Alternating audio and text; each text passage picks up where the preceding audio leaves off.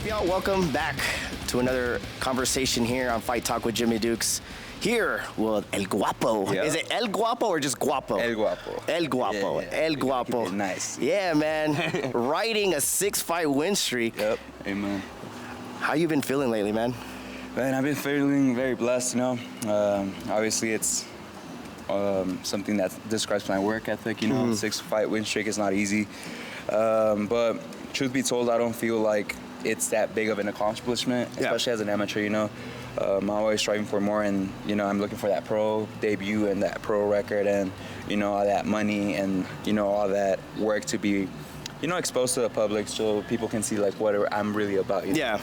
6-fight win streak is more than a blessing. I'm not going to take that away from me, but, you know, I'm looking for more, you know? Yeah, man, you are a workhorse. I mean, ever since you were on my radar, man, I started following you, and you're really, like, as far as your eating, your sleeping, and keeping up with whatever you got to do, man, I respect that. But July 5th, we have a fight coming up for you. Catch weight now at 180. If we want to kind of update everybody now on there was a change of opponent. No longer a title fight. No longer a title fight. But I mean, everybody still wants to see El Guapo fight, Of man. course. So kind of talk about how keeping your mindset still, positive when there's an opponent change on short notice. Of course. Well, honestly, when fights switch, when an opponent drops in something, as a fighter, it doesn't really concern me or it doesn't really bother me. Just like any other fight, you know, you have to adapt within seconds, not even within days, hours, whatever. It's seconds, right? And I always have that winner's mentality where I don't care who steps in front of me. I know for a fact they're in the cage with me, you know.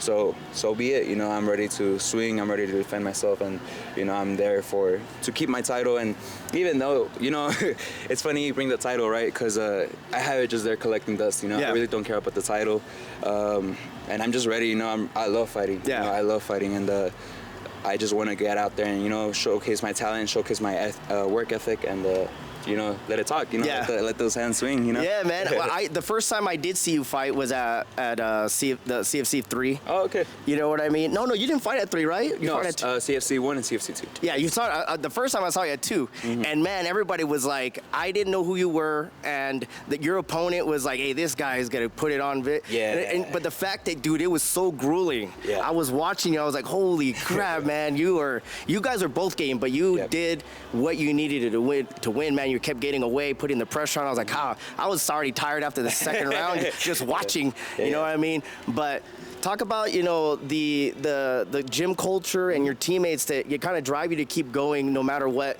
obstacles happen. Because I mean, a lot of people always say like, hey, the belt doesn't matter and things like that. And I'm starting to hear that more from the more athletes that are just leveling up more than everybody else. I mean, everybody fights for different reasons, but I've noticed like the people that are really like on the upper echelon of the amateur before pro or say stuff like that. The belt's cool, but I'm still going forward, right? Exactly. So I have a big family here at this gym, you know. I go through gyms from here all the way to City Wolves, and then Jackie has invited me over. I know I had to go to Jackie, you know. I have been postponing that a little bit, but it's a blessing to be busy, you know. That's what I tell everybody. It's a blessing to be tired. But even then, I have a super big family. My sponsorships have helped me out tremendously, and I have so much love for them, for you, and for everybody that has supported me, because people say, I don't know if you heard this, but it's like 915 versus everybody, right? And I do not feel any type of pressure holding that title, because I like that, you know. It's almost like a reward. I like representing La Raza, you know, my family, all that Mexican culture, the American culture, the border, you know. I love it because that's who I am, you know. That's who I am, and that gym culture and everything just pushes me to become, you know, better and more stronger, because I just want to level up, you know. And like you said, like the title, it holds very nice memories, but it doesn't hold that much of, you know, value to me. Yeah. Only because I know more titles are gonna come, more money's gonna come. Yeah. But what really matters to me, to my core, is like the work ethic, and once again, everybody who supported me. Yeah. That means a whole lot. That title could go out. Yeah. And that will stick for me forever. You know, the memories and the people. Yeah. I love that, man. I know that you're on a 6-fight win streak. You got 7 fights. Is the pro career around the corner? Yes. Is it one of those kind of like you kind of wait and see? I mean, so big news for everybody. After this fight, I will go pro. Hey, you heard it here first. Yeah. So me and Carlos have talked about it.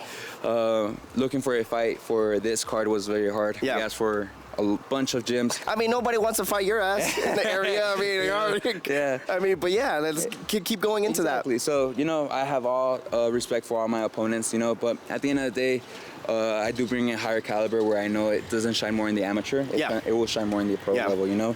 And after this one, I would take some type of period just to, you know, level up my skills because I've been also out for 6 months. Yeah. I broke my tooth and a little bit of my jawbone. So I just been, you know, recovering and all that stuff. But it's already healed, you know. Yeah, you're ready to go, I'm ready to go. I'm ready to, you know, go out there and swing.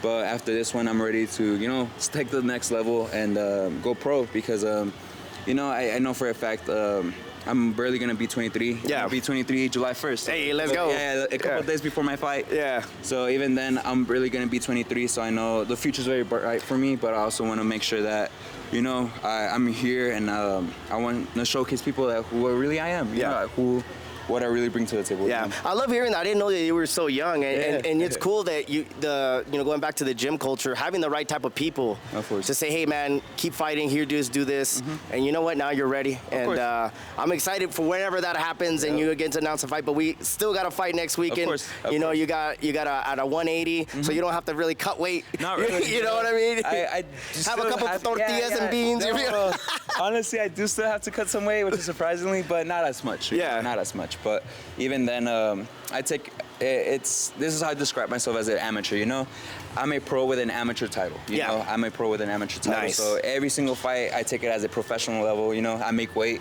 I make sure I get my, like you said, my sleep in, my nutrition in.